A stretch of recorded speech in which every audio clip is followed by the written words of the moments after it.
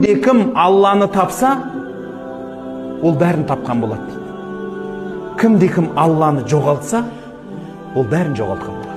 Яғни басқа нәрсені тапқанменен бүкіл дүниедегі мансап, бақыт, байлықтың бәрін тауып Алланы табамады ма, ол адам бәрін жоғалтқан адам.